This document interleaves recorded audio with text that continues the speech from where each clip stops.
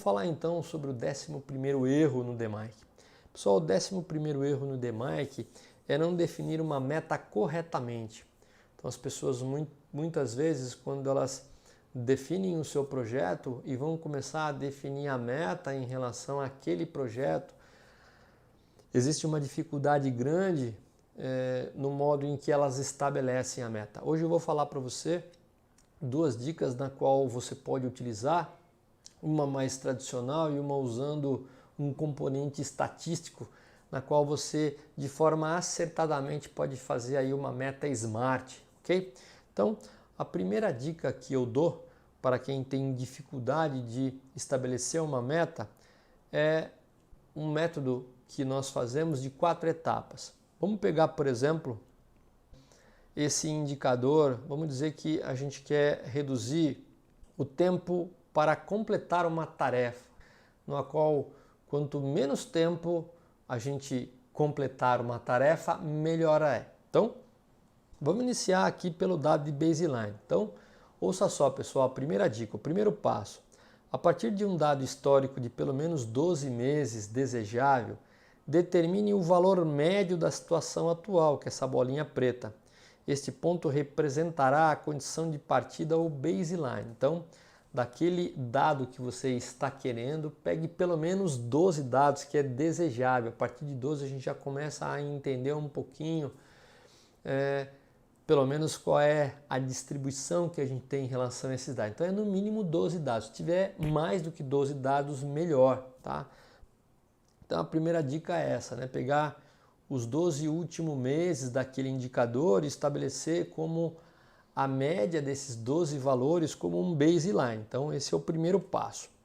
O segundo passo, pessoal, é estabelecer um valor de referência, né? Ou seja, a melhor situação possível neste tipo de indicador em processos similares. Então, se você está tentando reduzir o tempo para completar uma tarefa, que é esse exemplo que a gente didaticamente está dando, qual seria o tempo mais baixo em relação a alguma pessoa, por exemplo, do departamento, que faz um tempo em relação a essa atividade, que poderia ser considerada como um benchmarking, ou alguma outra planta do seu grupo que executa aquela tarefa em menos tempo, ou uma outra pessoa de um outro departamento que poderia pegar esse valor para que você coloque como referência, ou até mesmo alguma planta do seu grupo, mas externamente a um outro país que você possa estabelecer como correlação. Então aqui a gente deu um exemplo de tempo para completar uma tarefa, mas poderia ser, por exemplo, um valor de scrap, uma quantidade de scrap, ou uma proporção de scrap. Então, qual é essa proporção baseline que algum outro departamento dentro da sua própria planta tem em termos de performance daquele item, que é melhor que o seu, ou uma outra planta do mesmo grupo que não esteja no mesmo site, mas que você possa fazer um benchmark. Então, aqui é o melhor valor de benchmark, ou interno, ou até mesmo fora da sua planta, tá? Então, esse é o segundo passo. O terceiro passo é determinar a meta pensando em uma melhoria de 30% a 70% partindo da situação inicial em relação ao benchmark. Então, se meu baseline é aqui, então a minha meta ela tem que ser entre 30% e 70% melhor. Nesse caso aqui, quanto menor, melhor. Então eu vou estabelecer de 30% a 70% mais baixo aqui. Então a gente pode estabelecer que seriam essas 2 bolinhas aqui que eu traço em relação o meu benchmark, ok? E ainda tem mais um componente, que é o componente tempo.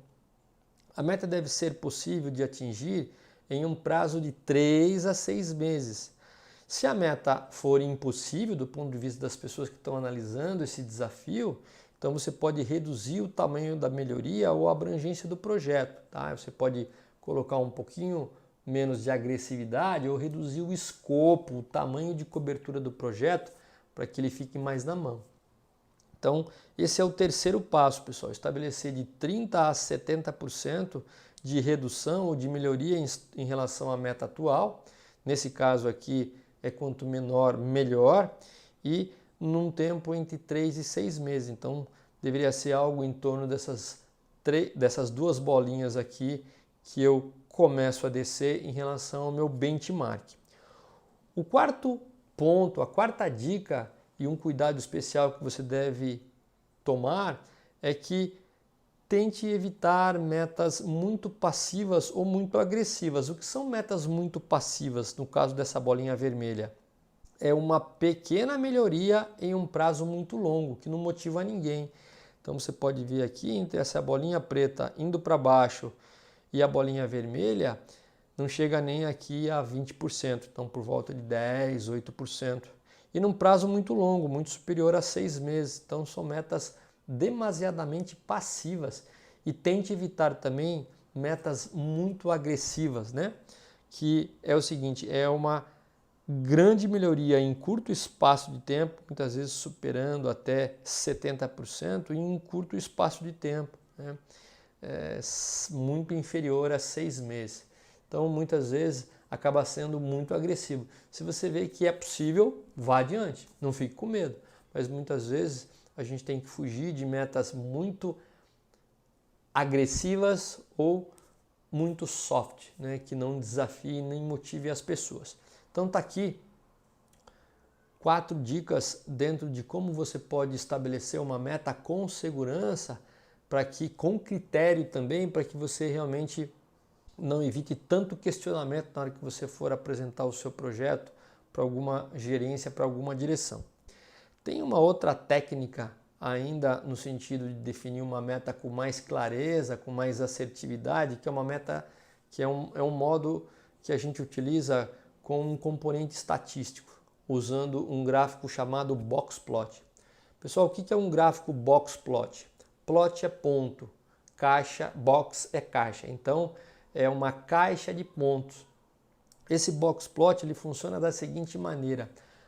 A partir do momento que você tem a sua série de dados e coloca essa série de forma crescente, você pode ter uma distribuição da variabilidade desses dados conforme essa caixa de dados. Então, nesse limite inferior, ou nessa pontinha dessa linha chamada whiskers, você tem nessa pontinha aqui qual é o valor mínimo ou o limite inferior da sua série. Do outro lado, qual é o valor máximo da sua série ou qual é o limite superior da sua série, o valor máximo daquela série de dados e o valor mínimo da série de dados. O que é o valor do meio ou o segundo quartil ou a mediana? É aquele valor do meio da série, não é a média. É um conceito de mediana. O que é essa primeira linha aqui? É o primeiro quartil, ou seja, aqui estão os 25% dos dados. O valor mediano ou segundo quartil, onde você tem 50% dos seus dados, e o terceiro quartil, onde você tem 75% dos dados. Então, quando você tem essa distribuição de ordem crescente, é possível que você construa um gráfico de box plot, ou pelo Minitab, ou mesmo pelo Excel. E quando você utiliza esses dados para estabelecer a sua meta, você pode utilizar o terceiro quartil quando você quer aumentar a sua meta, né? Por exemplo, você quer fazer um projeto de produtividade que é peças por hora, então quanto maior, melhor. Qual é a meta que você vai estabelecer naquela distribuição de dados? O terceiro quartil. E se você quer uma meta quanto menor, melhor, no caso, variação de scrap, reduções de custo, você vai pegar o que? O primeiro quartil, né? Então, quanto maior, melhor, terceiro quartil. Metas quanto menor, melhor, primeiro quartil. Nós vamos dar um exemplo agora de um projeto de produtividade, né, de peças por hora, que a gente utiliza como terceiro quartil como meta, porque quanto maior, melhor, ok? Então essa é a segunda técnica usando uma ferramenta estatística de box plot. Então vamos pegar, por exemplo, uma linha de produção que nós queremos aumentar a produtividade. E aqui tem uma amostra de 3 meses, mês 1, mês 2, mês 3, cada mês tem 21 dias, total 63 dados. Vamos ver como é que ficaria a meta em cima dessa distribuição de dados aqui, que é uma distribuição de dados hipotética de uma determinada linha chamada linha 1. Então a gente pode ver que essa linha, nos últimos 3 meses, ela está tendo uma média de 1.049 peças. Se eu vou fazer um projeto de melhoria de produtividade, qual seria a meta em função desses dados? Então a gente vai utilizar a técnica dos quartis para definir quais são esses dados. Então vamos lá, pessoal. Eu faço a distribuição desses dados e aí eu percebo o seguinte, eu percebo que a minha menor medida é a medida de 648, ou seja, a produção, o valor mínimo de produção são 648 peças por dia, o valor mediano é 1.052, o valor máximo 1.569,72, o primeiro quartil é 887,31 e o terceiro quartil é 1.211. Se eu quero aumentar a minha produtividade, quanto maior, melhor. Portanto, eu vou escolher como meta o terceiro quartil. Então, eu vou escolher como meta o terceiro quartil. Se eu quisesse agora estabelecer uma meta quanto menor, melhor, eu utilizaria o primeiro quartil. Se fosse um indicador, por exemplo, de redução de despesa, uma redução de scrap. Então, como eu quero aumentar a minha produtividade, no caso aqui eu vou utilizar o terceiro quartil, colocando uma meta de 1.211,87. Ok, muito bem.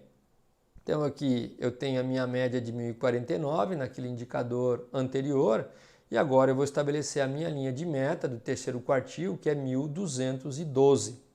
Então, a partir do momento que eu estabelecer essa meta, eu vou buscar uma melhoria de produtividade em torno de 16% e fica mais fácil, porque quando eu coloco uma meta de primeiro ou de terceiro quartil, significa que eu já cheguei lá. Se eu já cheguei lá algumas vezes, eu posso chegar lá mais frequentemente. Então essa é a jogada.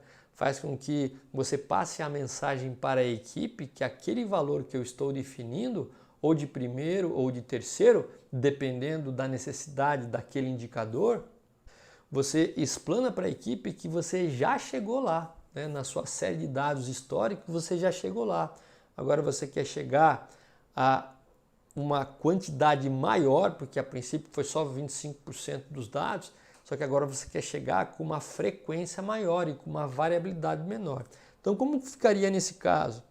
Ficaria algo desse tipo, né? Eu tenho aqui uma distribuição inicial com uma variabilidade de produção por hora, com uma média de 1.049, e agora eu atingi, depois das minhas melhorias, uma média de 1.200 com uma variabilidade muito menor. Então, esse é o objetivo.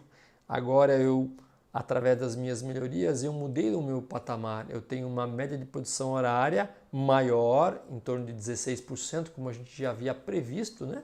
Com uma variabilidade menor. Então, eu te mostrei o que a gente precisa fazer, 2 técnicas que a gente pode fazer para determinar muito bem a meta do seu projeto. Uma que você pega em relação ao histórico de 12 meses e uma que você utiliza a ferramenta de Boxplot para definir através do primeiro ou terceiro quartil aonde você deve chegar. Então esse é o 11º erro, pessoal.